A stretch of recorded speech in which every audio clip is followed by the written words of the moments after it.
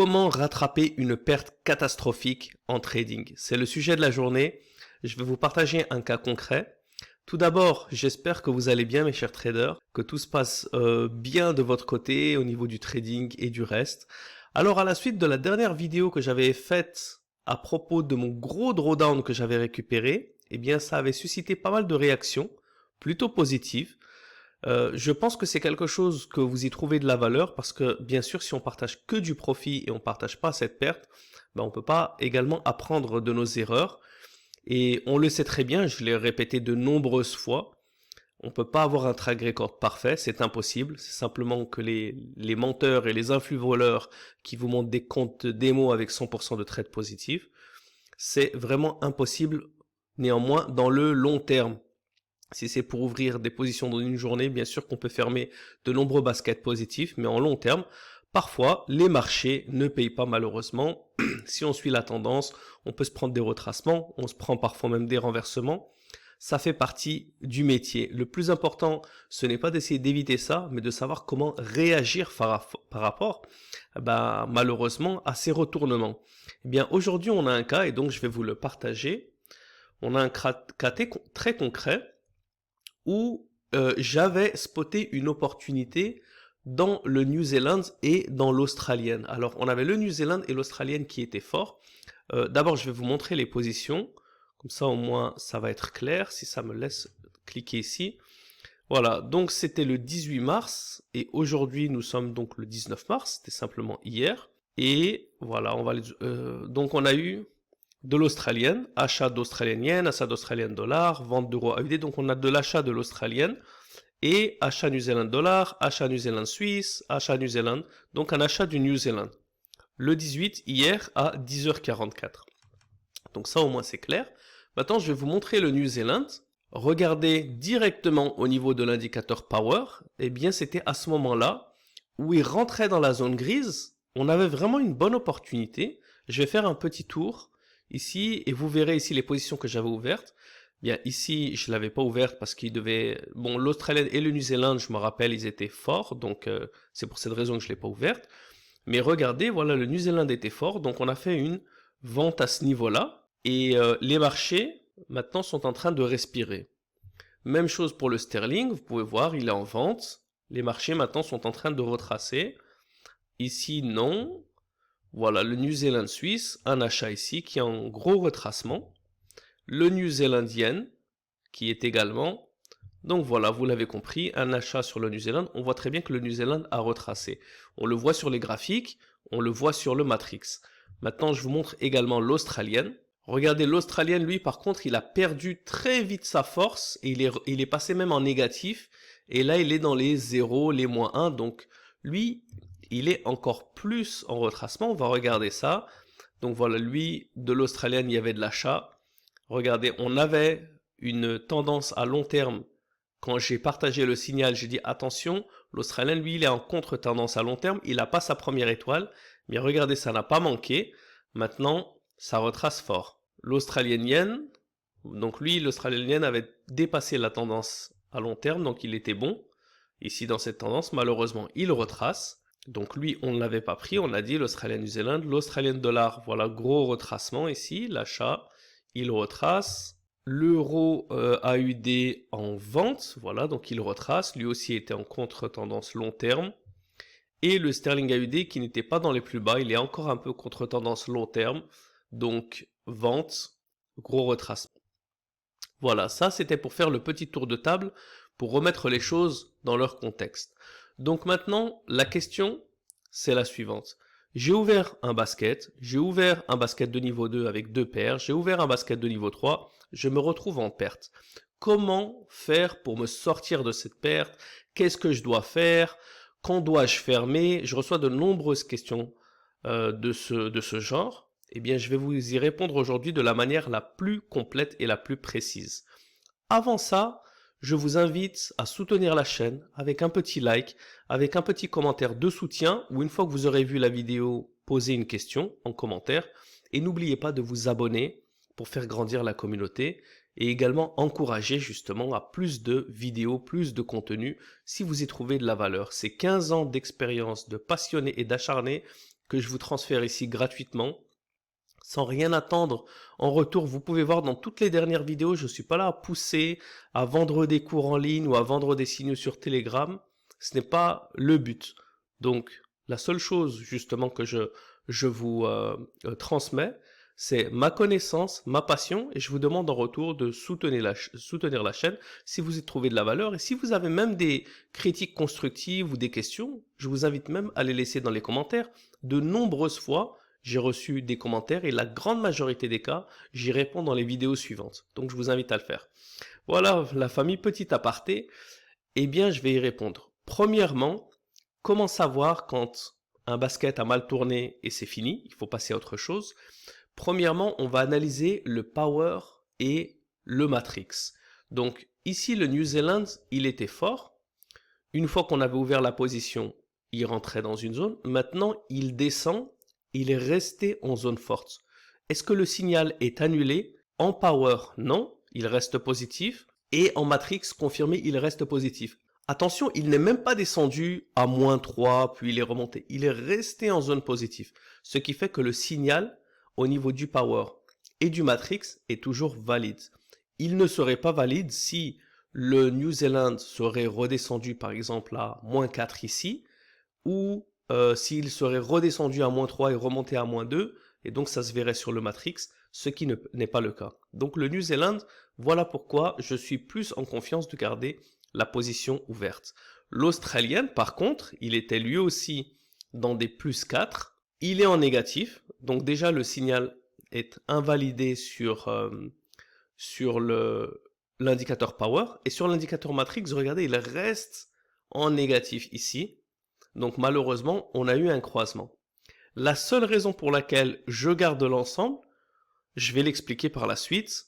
Il y a deux raisons. Premièrement, il n'est pas trop en faiblesse, il est resté dans des -1, ça arrive qu'il flirte ici en nouvelle accumulation avant de reprendre de la force. On le voit également un peu partout, regardez ici on a des positions. Ce n'est pas qu'il a fait un gros renversement et qu'il a touché des plus bas. Si je regarde sur l'Australian Yen, il retrace ici. C'est pas qu'il a touché des plus bas, mais de toute façon, la partie graphique, je vais l'expliquer un peu plus tard. Donc, il n'est pas dans des -4, dans des -3, il reste au niveau du 0. Malheureusement, il est invalidé du fait qu'il n'est plus en force. D'accord? Si par exemple on avait un yen à -4 et qu'il était passé à +1, ça l'aurait annulé aussi. Là, on a un Australien qui était à +4, il est passé à -1. Le New Zealand est toujours valide, l'Australien sur le power et le matrix n'est pas valide. Deuxièmement, on a une confirmation visuelle des graphiques. Donc, comme on a un système à 5 étoiles, eh bien, on va le vérifier. Quel était notre système à 5 étoiles? Par exemple, on va commencer, donc voilà, la première c'était l'Australian Suisse. On avait notre tendance ici. On n'avait pas la tendance à long terme de toute manière. On avait la tendance à long terme. On avait les supports qui ont continué de monter, les résistances qui ont continué de monter. Au niveau des graphiques, bien sûr, comme maintenant, eh bien l'Australienne est repassée à -1, on n'a plus les locks, on n'a plus rien. Mais bien sûr qu'on a toujours les supports et les résistances et le range. Donc, quelle est la manière de confirmer que le signal est complètement annulé? Si on ressort du range à l'opposé, donc là on était dans un range haussier, si on redescend à la baisse, annulation complète fatale. On passe à autre chose. Vous pouvez toujours décider de faire ce que vous voulez, mais ce sont des règles. Autant qu'on a des règles des 5 étoiles, et bien là on a les règles d'annulation des étoiles. On perd le range lorsqu'on a les supports et les résistances qui passent à l'opposé, ce qui n'est pas le cas. Donc le range déjà, on l'a pas cassé. Vous voyez ici que le range haussier du plus bas au plus haut, les prix n'ont pas encore cassé les plus bas, donc on a toujours une chance. Et regardez, les supports ils montent, les résistances montent, petite baisse de résistance, ici qui est plat, et les supports descendent. On n'a pas des supports et des résistances qui sont en train de descendre les uns à la suite des autres. C'est le premier qui est plus bas. Vous le verrez dans de nombreuses de mes vidéos, parfois la deuxième à la troisième lock. Dans une tendance haussière, par exemple, on a un support qui descend, on a une respiration, mais la tendance continue quand même. Donc ce n'est pas un retracement, attention, qui annule. Ça, c'est un classique de l'analyse technique. Le pullback, c'est-à-dire le retracement rapide, n'annule jamais la tendance. Le retracement n'annule jamais la tendance. Ce qui annule la tendance, c'est le renversement. Et comment est-ce qu'on reconnaît un renversement? Eh bien, on a un renversement total du range, c'est-à-dire que les prix vont aller toucher des plus bas du range précédent qu'on a identifié ici. On a des supports et des résistances qui commencent à passer à l'opposé, c'est-à-dire que les supports et les résistances vont commencer à descendre. Et là, on aura la confirmation. J'en choisis un autre. Voilà, ici on est à l'achat. Regardez, même ici déjà les résistances n'étaient pas si bonnes. On a nos supports qui montent, on a un support qui descend, on a une résistance qui descend juste un petit peu. On est très loin du bas du range et on n'a pas encore d'autres résistances et d'autres supports qui sont descendus. Les supports sont toujours plus hauts, donc la tendance initiale n'est pas encore annulée. On reste dans un retracement et non dans un renversement. Donc je récapitule un petit peu la chose. Premièrement, on vérifie le power et le matrix si les signaux sont annulés, c'est-à-dire que si le chiffre passe à l'opposé, si on avait par exemple un New Zealand à 4, à 5 et qu'il passe à -1, -2, plus il s'éloigne et plus il passe à l'opposé, plus le signal est annulé. Confirmation avec le matrix, parce que parfois il y a des news et vous allez avoir un New Zealand qui était à +4, il va passer à -2 et remonter à +4. Attention, comme un NFP, comme un FOMC. Et je vous ai préparé une petite fenêtre juste un petit peu, donc restez bien jusqu'à la fin de la vidéo parce que je vais vous transmettre des choses extrêmement importantes aujourd'hui. Donc on confirme avec le matrix que c'est bien dans la durée qu'on a le changement de la force à faiblesse ou de faiblesse à force. Deuxièmement, on vérifie sur les graphiques que les étoiles s'annulent, changement de range, ici ce n'est pas le cas. Donc voilà, c'est ici, changement de range complet, changement de support et de résistance. Peut-être qu'on a même un nouveau range qui se crée avec des nouvelles locks. Eh bien là, on a une confirmation, ce qui n'est pas le cas. Et troisièmement, ce qui n'a rien à voir avec l'analyse technique, l'analyse de la force, de la faiblesse, de la corrélation du basket, c'est tout simplement votre money management et votre risk management. En l'occurrence, c'est le risk management que vous vous êtes fixé. Donc, si vous êtes fixé un risque, par exemple, à 3%, eh bien, s'il a été touché, ne commencez pas à faire comme avec les stop loss à l'époque où on les faisait glisser parce qu'on n'acceptait pas. Vous allez le changer à 5, vous allez le changer à... Non, vous en êtes fixé un. Si jamais les marchés sont en retracement ou sont en pullback ou ce que vous voulez, mais que votre risque est touché, eh bien, il vaut mieux passer à autre chose et trouver d'autres opportunités plutôt que de rester obstiné à essayer de ne pas accepter sa perte et de retourner en profit. Et peut-être que ça conduira eh bien, à de plus grosses pertes parce que vous ne respectez plus votre stratégie. Dans ce cas, comme vous pouvez le voir, on a un risque et un reward qui est énorme. Mais ce qui veut grand risque veut grand reward. Si on veut faire du compounding comme je vous l'ai déjà montré avec les performances que je vous ai partagées sur MyFXBook, si vous voulez atteindre des performances à des centaines ou des milliers de pourcentages, c'est-à-dire multiplier votre compte par 5, par 10, par 20, il est absolument impossible de multiplier un compte par 10, par 20, par 50 en prenant des risques de 1%. Enfin, je modifie ma phrase, je reprends ce que j'ai dit. Il n'est pas impossible, mais ça prend extrêmement de temps. Parce que vous n'allez pas à chaque fois prendre un risque à 1% et avoir un reward à 5%. C'est impossible. Mais si vous le faites, mais vous allez être extrêmement conservateur. Et dans ce cas, peut-être que ça peut vous prendre 10 ans. Ce n'est pas impossible. Mais si vous voulez le faire rapide, donc je reprends ma phrase, si vous voulez faire du compounding agressif, vous allez faire du 1000, 5000, 10 000% en plusieurs mois ou années, mais pas des dizaines d'années, eh bien dans ce cas, il faut prendre de gros risques pour pouvoir atteindre ces gros rewards.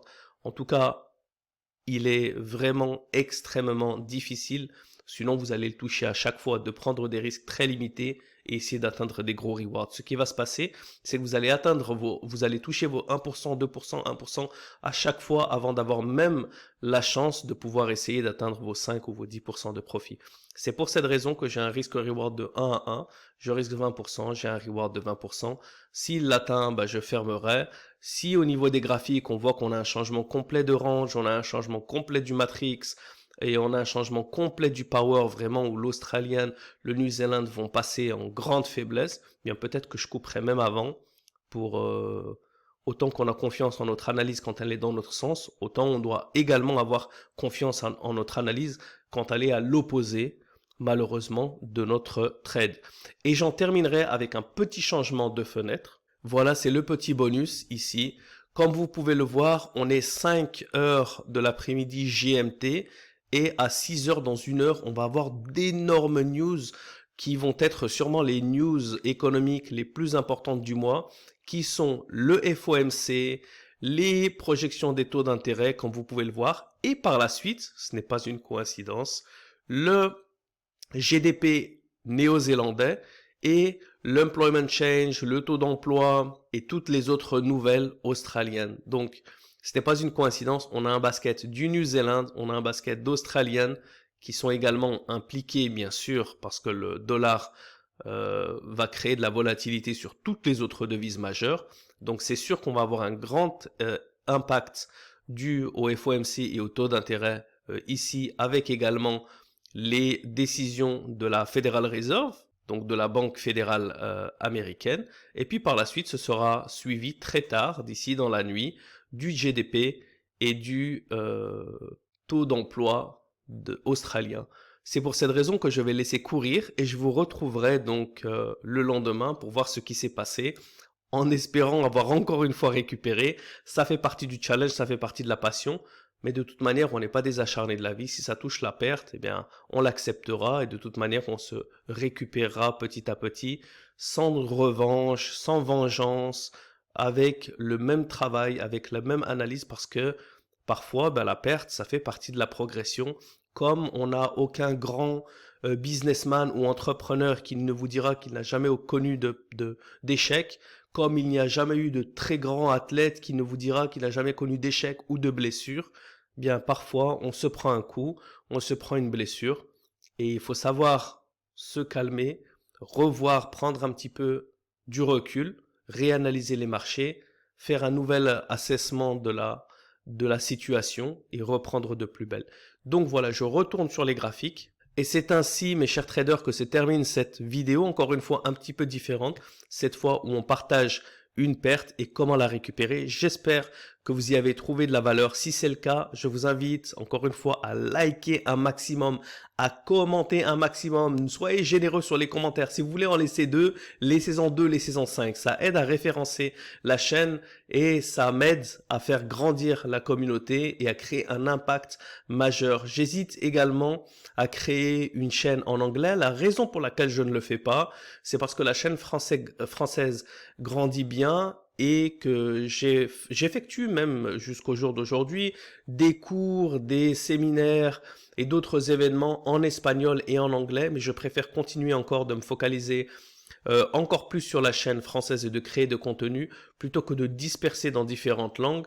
Mais laissez-moi dans les commentaires si vous parlez l'anglais, si vous le comprenez et si ça vous intéresse également que je crée une chaîne additionnelle en anglais dans laquelle je partagerai du contenu qui sera un petit peu différent bien sûr parce que ça ne sert à rien de répéter exactement la même chose en français et en anglais.